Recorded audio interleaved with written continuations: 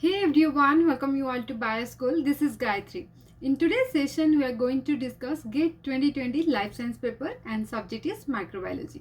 In this session, I am going to solve 10 questions from microbiology and each of the question that carries 2 marks. So please watch the video till the end. Let's get started.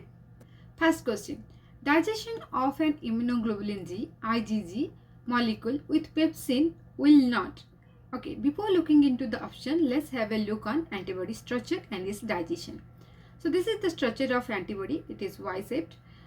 Here you see this L chain. L chain means the light chain and H chain is the heavy chain.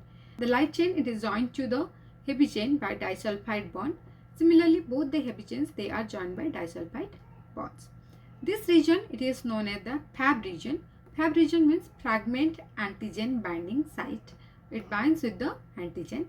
And this portion, it is known as the Fc region or the fragment crystallization site, which binds with the complement proteins and that results in the activation of immune system.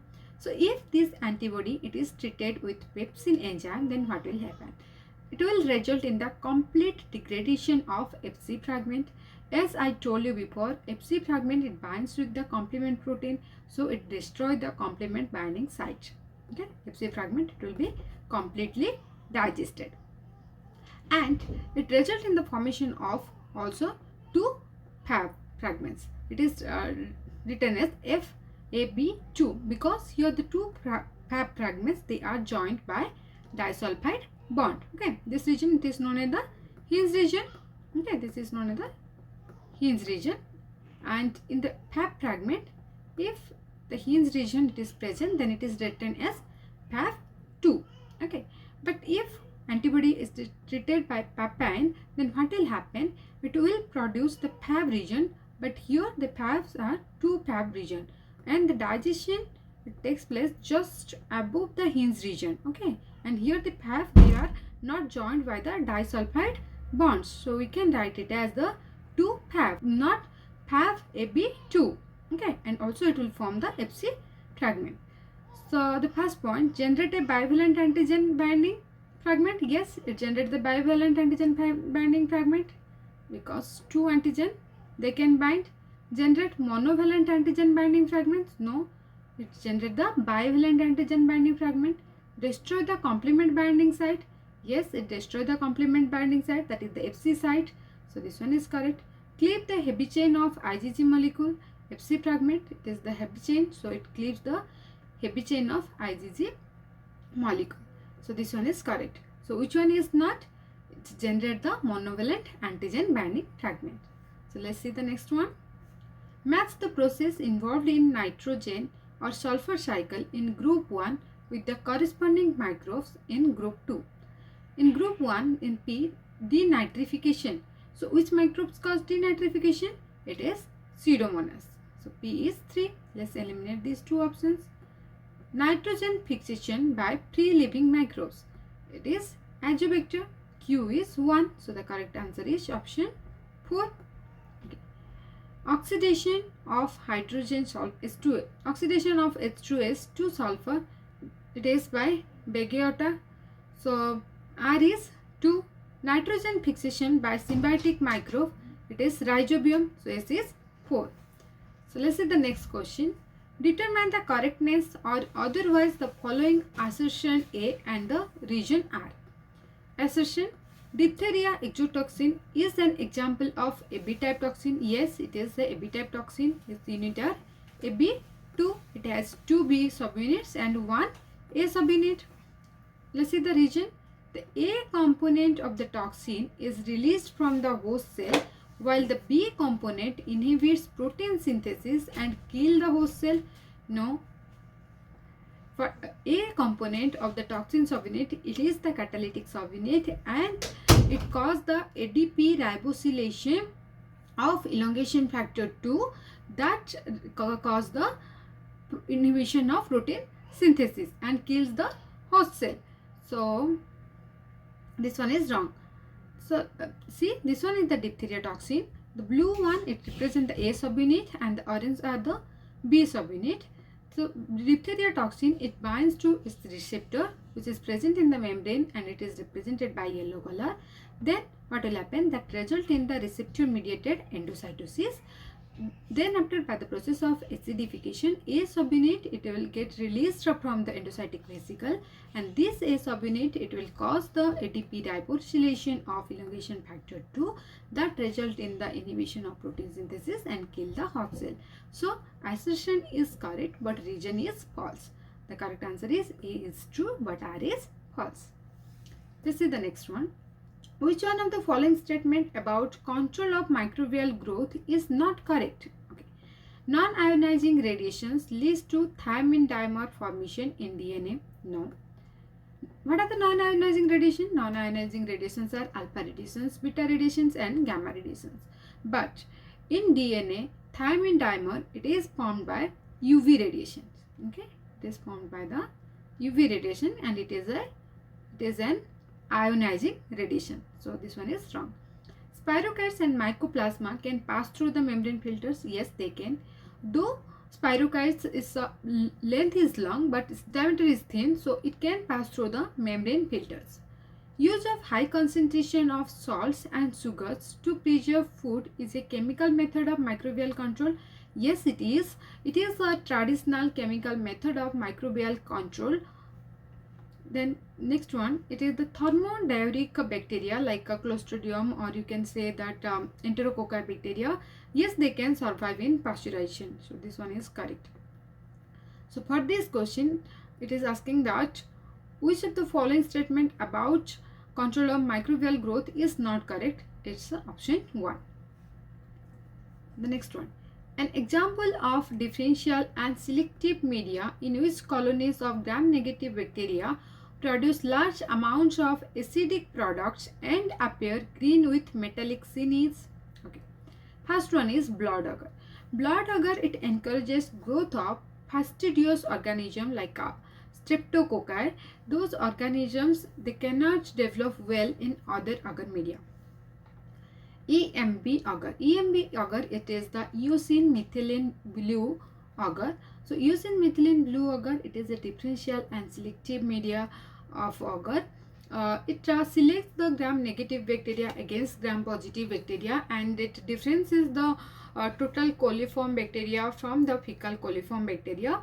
So as a result of lactose fermentation, it will produce the acid products, and that acid products, they form green with metallic sin. Okay, so the correct answer is EBM agar. Okay, so let's see the other option. McConkey agar. McConkey agar, this one is also a differential and selective media agar. This also selects the gram-negative bacteria against gram-positive bacteria and differentiate the gram-negative bacteria based on their lactose metabolism rate. And this one, McConkey agar, it use the neutral red as pH indicator. If the pH it is below 6.8, then it forms the red color. So this one is not, also not the blood agar. Mannitol salt agar, it is also the differential and the selective media agar, and it is mostly used in the pathogenic lab for distinguishing the pathogen in a short time period. And this one, it use the phenol red as pH indicator. So if an organism it ferment the mannitol, then that will react with the phenol red and it produce the yellow color. So this one too is wrong, and the correct answer is EBM agar or eosin methylene blue agar. So let's see the next one. Okay, which one of the following is an example of substrate level phosphorylation? So first, what is substrate level phosphorylation? Substrate level phosphorylation, an enzyme, it transfers phosphate from substrate to ADP. Okay. In substrate level phosphorylation, what happens? An enzyme, it transfers the phosphate group from substrate to the ADP that result in the formation of product and ATP. And substrate level phosphorylation you can see in glycolysis. So see what are the steps of glycolysis? Glucose, it will convert it into glucose 6-phosphate, then glucose 6-phosphate to fructose 6-phosphate, fructose 6-phosphate, fructose 1,6-bisphosphate, then it will form the glyceraldehyde 3-phosphate and dehydroxyacetone phosphate, glyceraldehyde 3-phosphate, it form 1,3-bisphosphoglycerate, which will converted into 3-phosphoglycerate. And here the enzyme, it is the phosphoglycerokinase. This enzyme phosphoglycerokinase, it causes the substrate level phosphorylation. It transfers the phosphate group from substrate to ADP and it forms the ATP molecule. So this is one of the substrate level phosphorylation. In glycolysis, another substrate level phosphorylation also takes place while conversion of phosphoenol pyruvate to pyruvate by enzyme pyruvate kinase. Okay, the pyruvate kinase, it transfer phosphate to the ADP and result in the formation of ATP molecule. So let's see the options. Glucose to glucose 6-phosphate, no. So when there is the formation of the glucose to glucose 6-phosphate, there is no formation of ATP. Rather, one ATP molecule, it is used and it forms the ADP. Okay, here it is one ATP molecule is used, not synthesized. So this one is not. Fructose 6-phosphate to fructose 1,6-bisphosphate. This one is not. 1,3-bisphosphoglycerate to 3-phosphoglycerate. Yes, this one is substrate level phosphorylation. Here I also see 1,3-bisphosphoglycerate converted into 3-phosphoglycerate and produce the ATP. This one is the substrate level phosphorylation. 2-phosphoglycerate to phosphoenol pyruvate. No, this one is not. So the correct answer is 1,3-bisphosphoglycerate to 3-phosphoglycerate. A bacterial culture. A bacteria culture containing 3 into 10 to power live cells, okay, which was exposed to a newly developed sterilizing agent. After sterilization or after exposure, after 30 minutes of exposure, how many cells are live in culture media? Only 3 cells. So it is asking the decimal reduction time for the new agent. Okay. So bacterial culture has how many live cells? 3 into 10 to power 5 live cells are present. They are exposed to the sterilizing agent. After 30 minutes, only 3 live cells are present. So it is asking about the decimal reduction time. We can calculate decimal reduction time as T2 minus T1 divided by log N0 minus log N1. Okay. So what is T2? T2 is the final time and T1, it is the initial time. Log N0 is the number of cells present initially, means the number of cells that are present before exposure. Log N1, it is the number of cells that are present after exposure, okay, or the final number of live cells. So let's put the value T2. T2 is the 30 minutes. T2 30. Initial time, there is no initial time, so it's 0. Log N0, the number of cells that are present before exposure, that is 3 into 10 to power 5 log 3 into 10 to power 5 minus number of cells that are present, final cells or that cells which are alive after exposure, that is only 3 cells, minus log 3. So by putting the value, the correct answer, it will be 6 minutes. Okay, the decimal reduction time for new agent is 6 minutes. For that only you have to remember the formula for decimal reduction time. Okay, so let's see the other question. A bacterial culture has a generation time of 34 minutes. Okay, generation time is 34 minutes. This time taken for the OD 550 of this exponentially growing culture to increase from 0.25 to 0.85 is. Assume that optical density 550 has linear relationship with cell density. Okay, so generation time is 34 minutes. Time taken for OD 550 exponentially growing culture from 0.25 to 0.85, it is asking in the question. Okay. But it's giving that the OD 550, it has the linear relationship with the cell density. So at OD 550, the cell density, it is 0.25. Okay, so it will take one generation to form 0.5.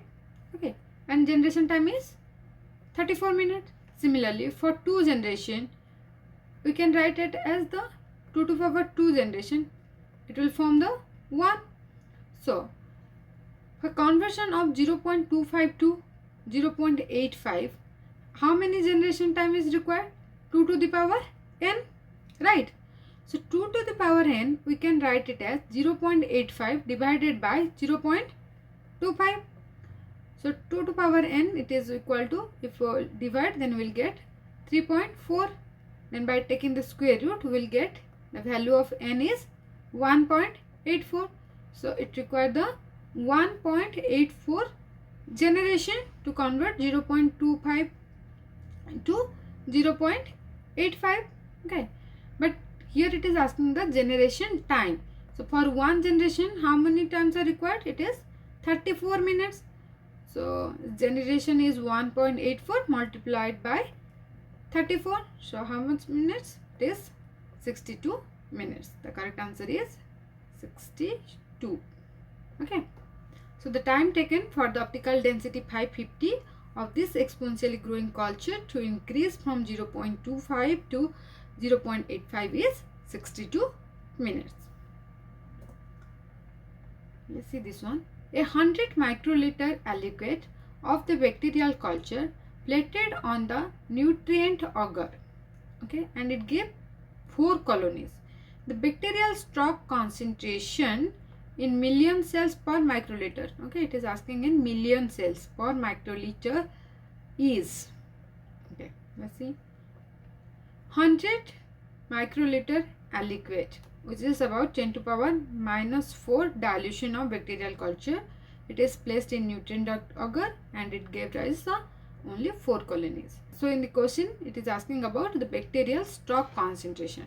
So as it is asking in milliliter, so let's convert this microliter into milliliter. So 100 microliter is 0.1 milliliter. Okay.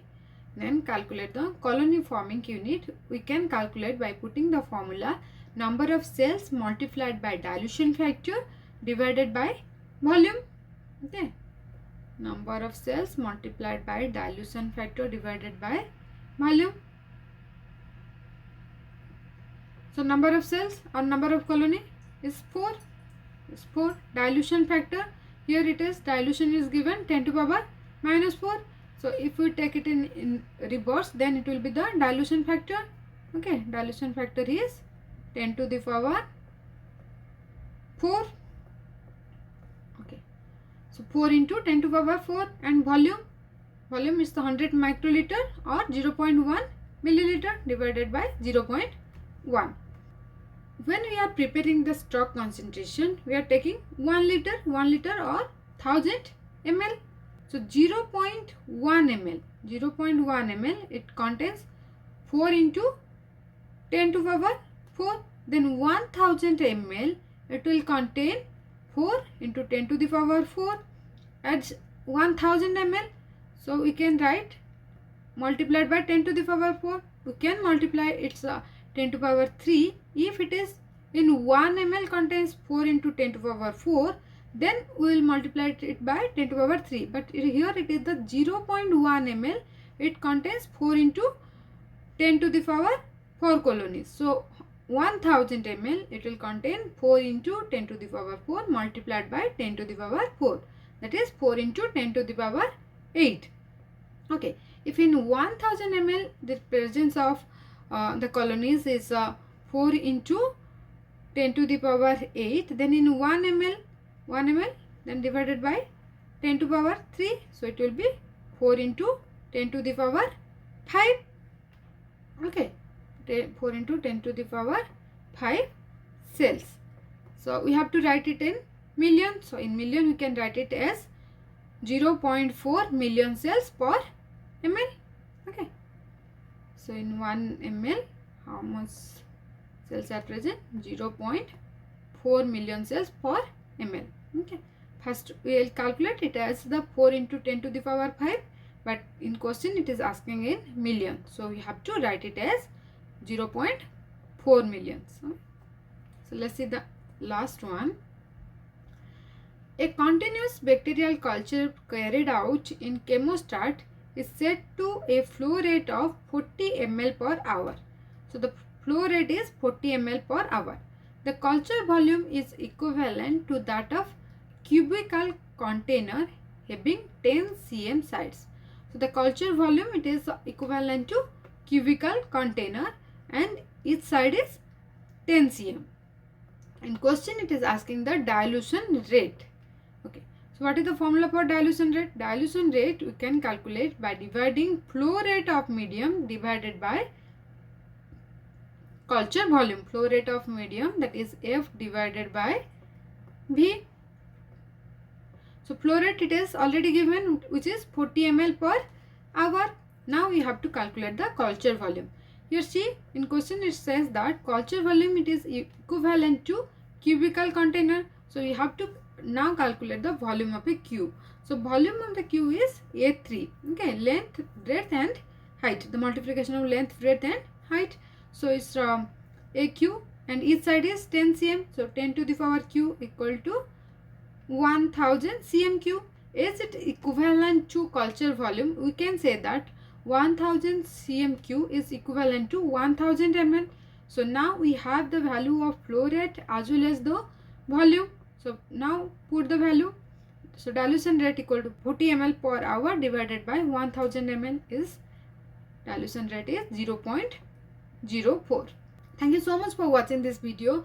Hope you get a clear idea about what type of questions are asked from microbiology part. If you like this video, then please share with your friends and don't forget to subscribe my channel. Stay connected. See you in next video. Bye bye.